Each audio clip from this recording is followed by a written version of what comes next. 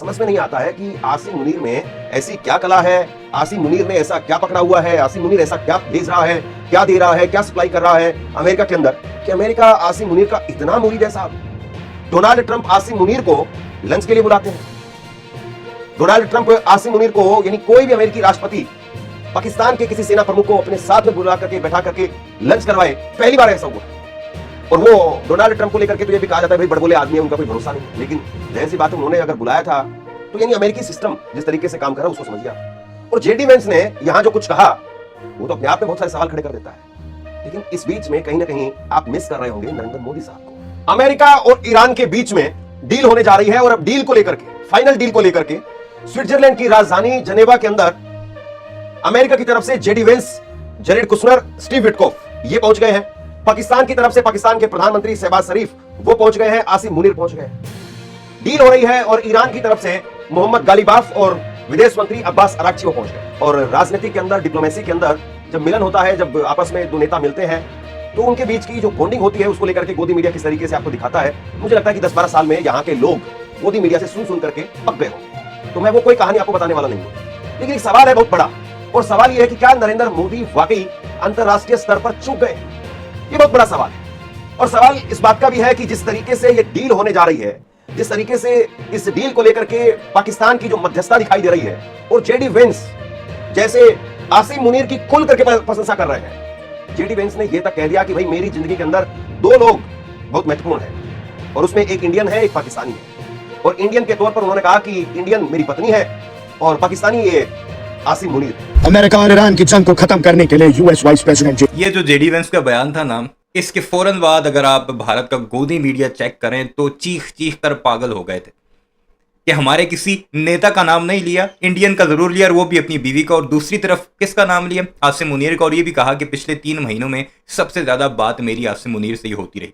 बड़ा वंडरफुल बंदा है जी, बड़ा जबरदस्त लीडर है। और उसके बाद जिस तरह प्रोटोकॉल दिया गया शहबाज शरीफ को और आसिम मुनीर को, जिस तरह दोनों तरफ है, ऐसा नहीं है कि सिर्फ अमरीकी ही तारीफ करते रहे, ईरान के लोग भी पाकिस्तान से मुशावरत करने के बाद अपना लाहेमल देते हैं। फिर एक मिसहैप हुआ जो बड़बोले डोनाल्ड ट्रंप ने एक बकवास की फॉक्स न्यूज के इंटरव्यू में कि अगर उन्होंने अपना हरमुज बंद की तो मैं फिर तो बहुत बर्बाद कर दूंगा और ये जो डेलीगेशन आया हुआ है ये वापस अपने मुल्क भी नहीं जा सकेगा। आप अंदाजा लगाइए उसके जहनी हालात का कि एक तरफ सबसे ज्यादा डेस्परेट भी वही लगता है डील के लिए और दूसरी तरफ बकवास भी सबसे ज्यादा वही शख्स करता है। और पूरे के पूरे अमल को उसने सबोताज करने की कोशिश की, लेकिन भला वो पाकिस्तान और कतर का के ऐन वक्त पर इंटरवीन करके उन्होंने ईरान को मनवाया और एक मुश्तरका एलामिया निकल कर आया जिससे बाकायदा तौर पर ईरान की इंडोर्समेंट भी शामिल थी। और उन्होंने अपने सोशल मीडिया पर शेयर भी किया पाकिस्तान का शुक्रिया अदा करके। वो आगे चलकर मैं आपको दिखाता हूँ, कुछ ट्वीट्स में आपको दिखा देता हूँ।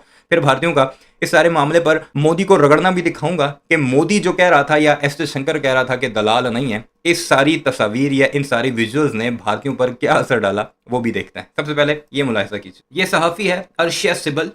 वो लिखती है पाकिस्तान पाकिस्तान करके तुम लोगों ने दिमाग का दही कर दिया। ये अपने गोदी मीडिया की उन पोस्टरों के बारे में कह रही है जो सहाफ़ी लिखता रहे। क्या मिला? अब मजे आ रहे हैं। हमारा पीएम हर जगह से बेइज्जती करवा रहा है। 3 आदमी मार दिए हमारे यूएस ने, एक वर्ड नहीं कहा मोदी जी के मुंह से। Pakistan is being thanked for its role across the world, deservedly so, die mad about it, but some introspection would do you all good. अपने अंदर झांको, अपने देश की कमियां देखो। जिसको विलन बनाने के मिशन लेकर चले थे वो आज हीरो है। This should ideally be a learning lesson but that would be wishful thinking on my part. ये जी भारतीय सहाफ़ी अपने लोगों को कह रही है कि जिस पाकिस्तान के बारे में तुम बार बार ये कह रहे थे हमारे दिमाग का दही बना लिया था, उससे देखो वो कहाँ पहुंच गया कि पूरी दुनिया उसे एक्सेप्ट कर रही है एज ए मीडिएटर। पूरी दुनिया उसका शुक्रिया अदा कर रही है। स्विट्जरलैंड में क्या कुछ हो रहा है और हमारा मोदी कहाँ पर है, बेइज्जत और जलील होकर आया है। ये बड़े मजे का ट्वीट है जी। आदित्य राज कोल, गोदी मीडिया का एक बड़ा चेहरा, वो लिखता है Americans are going to regret this statement so badly one day. यानी अमेरिकन को एक दिन बहुत ज्यादा अफसोस होगा इस स्टेटमेंट का, जो कि जेडी वेंस की स्टेटमेंट है। वो स्टेटमेंट क्या थी? I have joked that I have 2 very very important people in my life, an Indian and अ पाकिस्तानी। जो उसने कल कहा कि 2 लोग जो हैं वो बहुत इंपॉर्टेंट है, जिनमें एक इंडियन है एक पाकिस्तानी है। इंडियन मेरी वाइफ है और पाकिस्तानी फील्ड मार्शल है आसिम मुनीर। इस पर बड़ी तकलीफ पहुंची है भारतीयों को। अभी गल्फ न्यूज ने भी इसी पूरे जेडी वेंस के उस स्टेटमेंट को अपनी कवर स्टोरी बनाया है। और सिर्फ गल्फ न्यूज नहीं, बेशुमार ऐसे न्यूज चैनल्स हैं जो कि अपने सरे वर्ग पर इस स्टोरी को लेकर आए हैं जिसमें आसिम मुनीर और अपनी बीवी के बारे में कह रहा है जेडी वेंस। अब आते हैं भारतीयों के उस प्रोपेगेंडे के तोड़ पर जिसमें वो कह रहे थे कि बड़ा जी फेल हो गया जी, ईरानी वापस जा रहे हैं। ये है जी अब्बास अराक्ची, जो कि इस डेलीगेशन का हिस्सा थे ईरान की तरफ, वो कहते हैं tireless Pakistani and Qatari mediation has delivered major progress to end a Lebanon war, oil and petroleum exports are waived, blockade lifted, some frozen assets released, and major reconstruction of development plan launched for Iran. First real test Lebanon deconfliction cell. यानी ये बात सिरागची फरमा रहे हैं Pakistani foreign ministry का वो एलामिया share करते हुए, उस पर कमेंट करते हुए, उसे रीट्वीट करते हुए कि पाकिस्तानी और कतरियों ने जो अनथक मेहनत की उसका समर ये निकला, नतीजा ये निकला कि एक मेजर प्रोग्रेस हुई है लेबनान वॉर को ख़त्म करने में, ईरान की ऑयल और पेट्रोलियम एक्सपोर्ट पर जो पाबंदियां हैं उनके हटने में, ब्लॉकेड लिफ्ट करने में, और जो ईरान के जो फ्रोजन एसेट्स हैं उनको रिलीज करने में। साथ उन्होंने ये भी ऐलान किया कि ईरान के लिए मेजर रिकंस्ट्रक्शन डेवलपमेंट प्लान वो लॉन्च कर रहे हैं, यानी इस सब के बाद, पाकिस्तान और कतरी एफर्ट्स के बाद। और दूसरी तरफ भारतीय क्या कह रहे थे एंड तक कि जी नाकाम हो गया जी पाकिस्तान, मुज़ाकरात नाकाम हो गए जी, ईरान वापस आ रहा है भारत। सुनते हैं भारतीय मजीद इस सारे मामले पर क्या कुछ कहते हैं। फ्रांस ने स्विट्जरलैंड में पाकिस्तान के प्राइम मिनिस्टर शहबाज शरीफ और army chief general Asim Munir से मुलाकात की है। ये मुलाकात इसलिए भी खास है क्योंकि अमेरिका, पाकिस्तान, कतर और ईरान के बीच एक अहम क्वाड्रिलेटरल मीटिंग चल रही है जिसका मकसद रीजन में परमानेंट पीस डील तैयार करना है। Humongous challenges, but this will have global peace.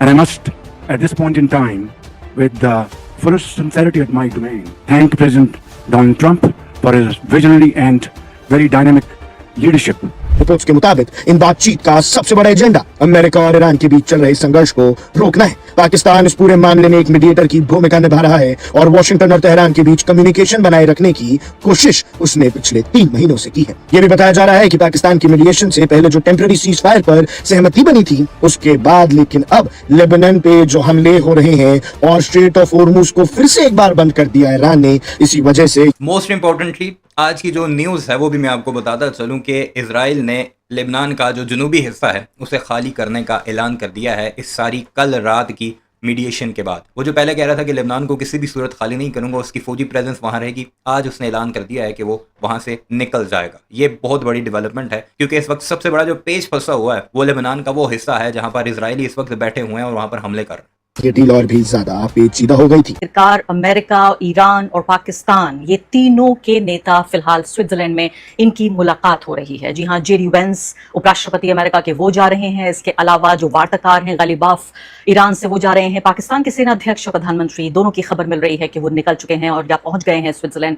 तो ये समझिए कि तमाम जो बातचीत है वो इस तरह से चल रही है कि सब कुछ ईरान की शर्तों पर हो रहा है। बहुत महत्वपूर्ण खबरें इस वक्त हमारे सामने आ रही हैं। पूरी बातचीत की मध्यस्थता पाकिस्तान कर रहा है और अपने आप को एक बड़े, मैं कहूंगी, एक शांति का जो मैसेंजर है, मैसेंजर ऑफ पीस उसके तौर पे दिखा रहा है। पूरी अपनी एक तरह से मैं कहूंगी ताकत पाकिस्तान ने लगा दी है इस पीस डील के ऊपर। तो अमेरिका ईरान के बीच स्विट्जरलैंड में नई बातचीत शुरू हो रही है और शांति समझौते को ताकि आगे बढ़ाया जा सके। तो अब ये पूरे तरीके से जो स्विट्जरलैंड की बातचीत है इसका भविष्य अब पूरे तरीके से निर्भर नहीं करता कि ईरान और अमेरिका के बीच क्या संबंध है या ईरान उनके बीच क्या संधि हो रही है या पाकिस्तान क्या मध्यस्थता कर रहा है, क्योंकि पाकिस्तान सिर्फ इस्लामाबाद तक सीमित नहीं था बल्कि स्विट्जरलैंड तक भी उनके नेता जा रहे हैं और बाकायदा जिसे निटिग्रिटीज कहते हैं यानी कि डिटेल्स जो है इस पूरी बातचीत की उसको भी करवाने में ये देश जो है पाकिस्तान शामिल हो रहा है। इस तरह की खबरें मिल रही हैं। इसमें कतर और पाकिस्तान मीडिएटर की भूमिका निभा रहे हैं और साथ में वाशिंगटन और तेहरान 2 मेन प्लेयर हैं एक्चुअली। और यहां पर जो साइन हुआ है उसका नाम है Islamabad MOU, memorandum of understanding. बहुत सारे लोगों को शायद पता ना हो कि जो मेमोरेंडम साइन किया गया है इसका नाम इस्लामाबाद MOU है। मैं आपको बता दूं, इसका नाम जो है इस्लामाबाद MOU यानी कि मेमोरेंडम ऑफ अंडरस्टैंडिंग है। अब इसको परमानेंसी में बदलने के लिए ये समिट अरेंज किया गया है और लेबनान में इजरायली हमलों के खिलाफ स्ट्रेट ऑफ हॉर्मुज को तालाबंदी कर दी गई है। इसने एक बड़ी चुनौती सामने रखी है और ट्रंप ने आखिर धमकी दी। जेडी वेंस, उनकी वाइफ इंडियन है। आज उनका एक स्टेटमेंट आता है इसमें कहते हैं कि I love Indians and Pakistani, Indian मेरी वाइफ है, पाकिस्तान के जो मुनीर हैं और शरीफ है कहते हैं आई लव देम आल्सो। तो यहाँ पे जेडी वेंस ने अपनी मोहब्बत दोनों के प्रति जता दी। इंडिया को भी मोसाद ही रन कर रहा है, तो इंडिया तो कुछ कहता नहीं इसराइल के बारे में।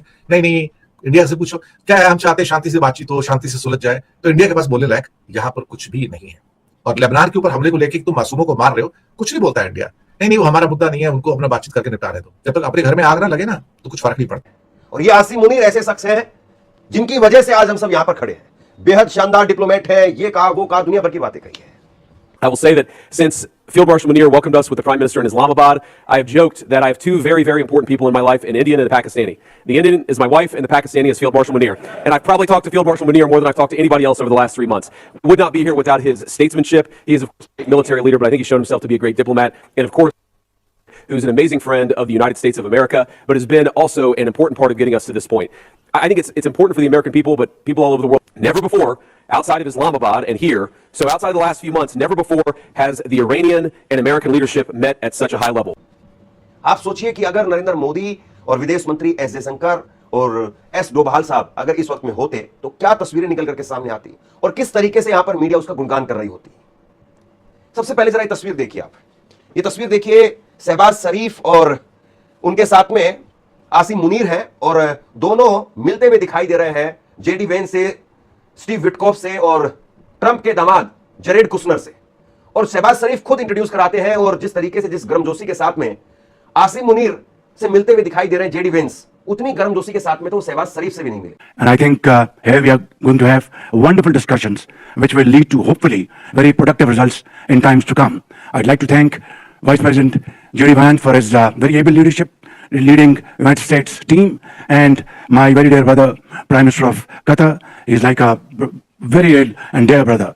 And of course, Field Marshal Saeed Asim Munir, his outstanding role, very consistent, and he showed huge amount of perseverance. And hopefully when we go back to our homes, we'll have some wonderful paper in our hand. A few other notes of appreciation. First of all, the Prime Minister of Pakistan, a dear friend of the President's, a dear friend of mine, a guy who has been, with his leadership and his very careful and skilled negotiation, has got us to this point. To his Field Marshal in Pakistan, Asim Munir. तो इस्लामाबाद का जो MOU है इसने युद्ध तो रोक दिया है, लेकिन इसके बावजूद जो स्विट्जरलैंड की बातचीत है वो अब जब ये वाली सारी बातें होंगी तो फिर भारतीयों को तकलीफ नहीं होगी तो क्या होगा। जो अपने आप को हमेशा सेंटर स्टेज करने की कोशिश करते हैं पाकिस्तान के मुकाबले में, लेकिन होता वही है जो कुछ दिन पहले G7 मीटिंग में हुआ या फिर उससे पहले होता रहा मोदी के साथ, इग्नोर मुकम्मल तौर पर। और उसके पीछे खुद इनका अपना हाथ है। एस जयशंकर जाता है और भाषण देता है यूरोप को, और फिर भारत का मीडिया ये कहता है कि ये तो लेजर आई है, ये तो आंखें दिखाकर आता है। भाई डिप्लोमेसी में कब किसी ने आंखें दिखाई? जो बड़े से बड़े दुश्मन भी हैं वो भी आकर बड़े तरीके से मिलते हैं मीडिया के सामने। बेशक बिहाइंड द डोर्स वो जो मर्जी कहें या दूर बैठकर वो एक दूसरे को गालियां तक दें, लेकिन जब वो मीटिंग में बैठते हैं तो ये एक असूल होता है कि वो अच्छे तरीके से मिलेंगे, और ये आंखें दिखाकर आता था। तो फिर लोगों ने जब जवाब दिया तो अब रो रहे हैं। पहले कह रहा था कि दलाल दलाल, और अब जब अपने लोग प्रेशर डाल रहे हैं कि तुम कहाँ हो, मोदी कहाँ है इस सारे प्रोसेस में, तो अब रोते बैठे नजर आ रहे हैं।